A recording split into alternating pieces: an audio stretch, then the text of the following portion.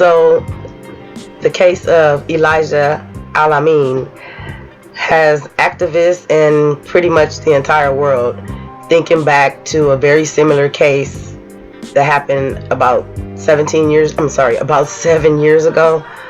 And that would be the case of Jordan Davis, who was taken from us in 2012. The cases are eerily similar because they were both black teens. They were both 17 years old, and they were both taken by us by white men who had problems with their music.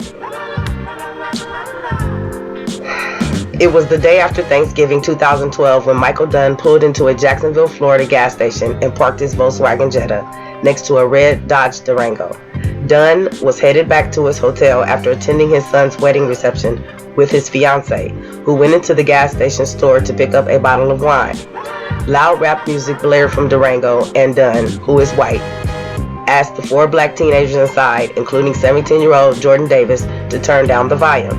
An argument ensued, and Dunn grabbed the 9mm pistol in his glove compartment, firing 10 shots at the Durango.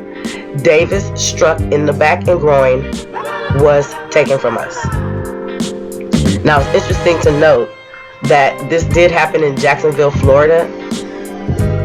And if you recall, another 17-year-old black teen being taken from us in that same area, that would be Trayvon Martin. Check out the commentary about the Jordan Davis case from Teron Rain, Reloaded. I want to bring up a story that is pretty much almost, if not damn near identical to this particular story. So we're going to take a little travel back in time a little bit. We're going to go back 7 years. We're going to go back to 2012, November 2012 in particular. Now you see right here on your screen, you see 2 people. You see Michael Dunn and Jordan Davis. Now the reason why I'm bringing them up is because this story right here is almost closely identical, almost twin-like to the one that I'm going to continue talking about later on in the video. If you don't remember, back in 2012 in November, Jordan Davis was with some friends at a gas station and they were listening to rap music. And then you had Michael Dunn, and he was there with his lady friend, and he got so irate because they were blasting their music, just not minding his business. So he goes and he takes it upon himself to go and get his gun and then start firing off into this car. Mind you, it's a few teenagers in that car, with Jordan Davis being one of them. Jordan Davis is the only one that died from his injuries. I'm not sure if the other one suffered any injuries. I think they did, but mainly from fragments from the vehicle. What Michael Dunn did is he got into his car and he drove away and just didn't think nothing of it. The cops weren't called or nothing. Now, mind you, Jordan Davis, like Elijah, was also 17. Now, this happened in Florida, and it also happened the same year that Trayvon Martin was killed by George Zimmerman, and Trayvon Martin also was 17. Now, I believe it was in 2 different locations. Now, Michael Dunn went to trial. He got found guilty of attempted murder, I think in the 2nd degree, for the attempted murder of those kids, but they didn't find him. They didn't get him on the actual murder itself, but thanks to his parents and the community for pushing and pressuring the court system, they actually went back to court that following February and found him guilty of murder against Jordan Davis, and now he is currently serving a life sentence in prison. Now keep that in mind, and we're going to now bring it back to the forefront with this story right here, where you have this individual who murdered Elijah Al-Amin in cold blood in pretty much the same fashion that Michael Dunn did with Jordan Davis. The playing of the rap music, that was his excuse. The only difference is the location, the people involved, the type of weapon that was used. Everything else played out almost exactly the same. You had a guy who couldn't mind his business, and he went up to Elijah and just got into a altercation with him, slit his throat, and then stabbed him multiple times. Now, they said he just got out of a correctional facility 2 days ago after serving a 13-month sentence, and in the video they said that he was basically incapacitated, mentally ill. They're going to go strong with this mentally ill thing. If y'all don't know, this location has the death penalty. Like, they can get the death penalty, he can get executed, and that's what people are trying to push for. But they're trying to push for this mentally ill card in order to try to at least just get him life in prison without the possibility of parole. He does not need that. He needs to get the chair for what he did, in my all honest opinion. He said that rap music is what is destroying the community. Well, you know what's so interesting about this whole thing is I did a little bit of research, and it wasn't really hard to do. And I pulled up two images. I pulled up two particular images. One of them was what was the most popular music, like genre of music in 2017, and it pulled up that Nielsen's ratings chart, where for the first time in history, hip hop and rap, maybe R&B, were eclipsed country music, which we all know is heavily populated by white people, and that was the first time that ever happened. But then I went even further, and in 2018, rap, hip hop, R&B, or maybe hip hop and rap eclipsed every other genre of music, maybe by a small margin, but it did for a second year in a row. So what does that tell you? If the majority of people in the population is white, and we are on the low end, let's just entertain them right now and say we are 13% of the population. If these charts are correct, and they are, that would mean the majority of white people listen to hip hop music. If those charts are matched with the population, which means more people who look like this guy who did this to this boy are the ones who listen to it the most. I would like to know what his playlist is looking like. I really would, because I'm gonna tell you this: if his playlist has any type of hip hop or anything in the hip hop genre on it, he's a hypocrite. That means I bet not hear or see any type of old school hip hop on there. I better not even see anybody on there who does like the dance songs, like Crank That Soulja Boy or the Nay Nay, or any type of dance song that had a hip hop beat to it. I bet not even see Eminem or even Lil Nas X, Old Town Road, the original or the remix in his playlist. But it does make me question, what type of music does he listen to? Because he says that rap music brings violence, yet he's the violent one here. And he says it's destroying the community. Excuse me. No, you're destroying the community. You just took someone out of the community that was prepared to do something great for his community. He said he wanted to be a businessman. Who knows what potential this young man could have had. You took this boy away from his family. You took his potential away. You took a bright future away because you couldn't stand something. And then I had heard something, and I'm not sure how true it is. They said that somebody close to him had been affected by somebody who also listened to rap music or something like that. I'm not sure how true that is, but let's entertain that and say that it is. That's no reason to go out there and kill somebody just because they listen to rap music. So they're just basically saying he went out to go find someone to kill because they listen to rap music. My question is this: if this was a white person, they listen to rap music, would you have gone and killed them? We would sit up and pretend as a nation that blacks are the only ones that play rap music when white kids buy more rap albums than blacks. And we would again pretend as if a white kid playing rap music would be treated the same as this black kid. This was not about rap music, it was about white hatred. And this white man had so much hatred in his heart that seeing a black male, a young virile black male playing rap music and probably displaying some level of confidence, probably in his gait, probably in his posture, and by the very nature of white fragility, he seemed imposing and threatening, and he reminded this coward of who he really was. I agree with that. I mean, the hip hop community. Oh my God, I can't even get in that right now. But that's something that we definitely got to deal with. We're not holding people accountable, and we're not protecting what we create.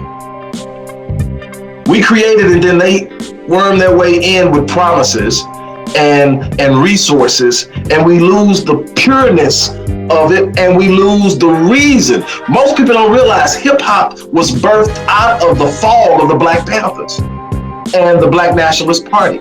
Most people don't realize that.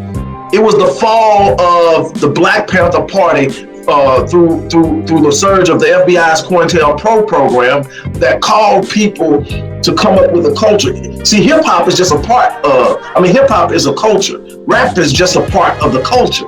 The dressing, the speech, the language, calling something dope means it's good. Calling something fly means it's great. Saying it's bad is actually saying it's good. And on and on and on. All of this started back in the 70s. And it birthed into this movement of empowerment. And you look at the cats that were back there, you don't hear about stuff that's being spit. Poor Righteous Teachers, X-Clan, and all these cats. Even cats that was mainstream was talking about some real life, true stuff and empowerment. This was a pure hate crime. It was a racist crime, and that's exactly what they need to get him on. He has earned, and he deserves the chair. Nothing more, nothing less. This also goes into the narrative of Palm Colored not being able to mind his business. And let me just also add that this guy does not look anybody's 27. When I saw his image, I said, there is no way that he could be 27 years of age. Maybe if you had said 27 times 2, then I would probably actually believe that. But I offer my condolences to this family, his friends, anybody who was associated with him. He deserves way better. And they can start by pushing to get this guy to get put into the chair, because that is exactly what he deserves. Because if they knew this man had an issue, why in the hell didn't y'all try ease him back into society? Like the person said, they just threw him right back out there, knowing this guy was unhinged. Let's just entertain that for a second. Let's just say he is unhinged, or he had a mental illness. Why didn't you follow him more closely? Why didn't you keep an eye on this guy? 2 days after he gets out. So he got out on the 2nd and killed this boy on the 4th. And now he's back in jail, and he needs to stay there until they get the date to put him down, like the dog that he is. That's all I can really, chalk it up to, being a rabid ass dog. That's all I can really say about that. I can speak on this in so many different ways. It doesn't take a lot for people to sit up and see the hatred right now. One thing that the presence of Donald Trump has done is it has emboldened the bigots. See, there's a difference between bigotry and racism, and most of us don't understand that. We think because someone calls us a nigga that makes them a racist. No, that makes them a bigot. They hate us because of who we are or what we're not. Racism is the mechanisms and the means through which they're able to use a systematic formula to oppress those they hate. See, hatred is one thing, but the power to express your hatred, that's racism. And that's why I always make the argument, blacks are not in a position as of yet to practice racism as we see it and understand it. The great Neely Fuller Jr. once said that until you understand white supremacy racism and how it works, how it impacts you, everything that you think you understand will only confuse you. So, as a prison loved one, here is my problem with this case. They did set this man up to fail. He's a sorry, racist piece of shart, but they did set him up to fail. Let me try to explain something to you. Okay, so when a person is in prison and they're doing all this time, and he did 3 years, and in the course of the 3 years he tries to kill 2 inmates and then tries to kill a correctional officer, they put him on meds. They put that man on meds. He was on meds. That means that at certain times, every single day, 7 days a week, they screamed his booking number, and he had to go up to a nurse, and she watched him swallow pills. He took meds. That's mandatory. Did you see that man in court? He's loopies now, because they know exactly what meds he needs to take, because he's been in the system for years and years and years. This man was in prison on meds. Why am I saying that over and over and over again? Because what his attorney said is true. If you're in a prison and you're taking meds every single day for 2-3 years, you wake up on your release day, they give you one last pill, they open the door, they let you out. Now what? You didn't even give them a week's supply of pills, and then you didn't make it mandatory. Mr. Probation person, Mrs. Probation Officer, man, lady, I don't care what it is. The probation officer didn't even require that he get his butt to a clinic, a mental health facility somewhere in his local area, and get back on his meds. So the bottom line is, no jury in that local area is going to say, all 12 people say, oh sure, we're going to let you be not guilty because you didn't take your meds. Don't worry about that. It's not going to happen. But that death penalty that my new favorite vlogger was just talking about can't happen. It can't happen. Because he wasn't on his meds.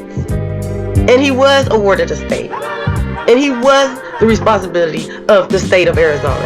And because the state prison systems are the biggest money makers in every single state, it is very important that recidivism remain a part of the entire process of prison life.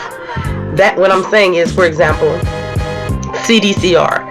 It's supposed to stand for California Department of Rehabilitation. California Department of Corrections and Rehabilitation. However, those of us who are loved ones from the CDCR life, honey, there is no rehabilitation. That is the California Department of Corrections and Recidivism. Every single thing they do is set up so these people can come back to prison. They didn't mean for him to go out and do something like this, but they definitely meant for him to make a mistake and come back to prison. And the beginning of that process was sending him out the door with no meds and no requirement to go and get some. So yes, the system did fail him. And the system failed this gorgeous 17-year-old boy right here. I know this system. I just went through this 1 month and 5 days ago. My loved one had done 15 and a half years. And now here it is coming close, time for her to get out. And they won't even put her in a halfway house. 15 and a half years. You would assume that would be a requirement. You would assume that they would definitely make it mandatory that she has to stop at a halfway house so she can reintegrate slowly back into a society that are using cell phones when the last thing you used was a chirp and a flip phone. You would think that they would want to reintegrate her back into a society that says, for everything on the planet, Google it. When the last thing you did, search engine wise, was search on AOL. You would think. But no, their goal is not to reintegrate her back into society. Their goal is to get her in a position to where she messes up and they can get her back into prison. So they were going to just let her go. They knew she had nowhere to go. They knew that. Not somewhere that would be safe, not somewhere that would be good for her mentality, not somewhere that would be good for her continued sobriety, her reintegration back into society. They knew that. But they still chose to not send her to a halfway house, because to send a prisoner to a halfway house, that means the state is continuing to pay for that prisoner. And this person has health issues. And it's because of those health issues, we don't want to send you to a halfway house, because you're going to cost us too much money. So we're going to just send you out there into the world like a little lost lamb and expect you to figure it out. Well, luckily for her, she has me and an entire village behind her. And we had to take it to the Lord. I had to keep saying, just let it go. Stop worrying about it. Just pray on it. And we prayed and we prayed and we prayed. And God told her, I got a place for you. Her counselor literally walked into the prison one day, pulled her out and said, I found you a rehab. Now, yes, she's been sober for 15 and a half years. But her sobriety came with being locked up. And so to just throw her back out there to the wolves, that's a bad idea on so many levels. So now she has to learn to practice being sober on the streets. And the perfect place to do that would be rehab. So she's in a care facility for people that are trying to stay sober, and they're going to help her, and she has villages and other people that can help her. But guess what? This man didn't have that. This man didn't have that. And my loved one wasn't on meds. So that's not an issue. But I can tell you this. They did let her out that prison with her walker. They let her out that prison with her oxygen tank. They let her out that prison with her heart medication. They let her out with her all the medications that she needed, that she was already taking. They let her out of the prison with those medications. Whereas this man, they let him out with nothing, and he was on psych meds. I guarantee it. I guarantee it. Because of the things he was doing in the prison, the only way to have any type of control over him would be to put him on psych meds. So he was on psych meds for years. And then you just send him out the door, and your excuse is we hadn't deemed him that crazy to where we felt we needed to do all that. Yes, you did. That's why you had on meds in there. I guarantee you, we're gonna hear about it. Trust me when I tell you, because I'm a loved one. I've been doing this for 20-some years. 20-some years as an adult. Okay? That man was on meds. And it was their responsibility to make sure he stayed on those meds. He's on probation. They had that power. They chose not to utilize it because they wanted him to mess up and go back to prison. And that's what happened. But in the course of it, look what we lost. Look what we lost. You have to understand who we're dealing with. So there's no moral turpitude. You can't appeal to moral turpitude where it does not exist. I tell people all the time, you're not going to stop them from killing you by appealing to their better side. You're not going to stop them from oppressing you by appealing to their other side. You're not going to stop them from miseducating our children by appealing to their better side. You're not going to get a seat at the table of politics and empowerment by appealing to their better side. How are you going to stop them from mistreating you? How are you going to stop them from killing you? Is that you are going to have to apply negative consequences to undesired actions. The problem is most of us ain't ready for that. We want a revolution with no bloodshed. And my thing is, and I'm not talking about relinquishing your moral standards to play at their level. I'm talking about the purest form of human survival says defend yourself. If they're not bothering you, don't bother them. But when they infringe upon your space, when they violate your sanctity, you got a right to defend it at whatever level is necessary to provide your family with peace, security, and safety. And we've got to start standing on something that's strong. I'm not talking about going out and shooting people that's done nothing to you. I'm not talking about attacking people for the sake of attacking. We have a higher standard because, see, there's energy that comes along with behavior. I would like to say from the bottom of my heart, My prayers go out to this entire family, the mother, the father, anybody else connected to this young man. You could tell he was extremely loved. And I hope someday we figure out how to get this revolution started so we can get a handle on this. Because we can't just keep letting them take our young men. We cannot do it. We cannot afford it. Rest in peace, Elijah. Rest in peace. Please be sure to like and share this video. And don't forget to hit that subscribe button and the notification bell. Spicy out.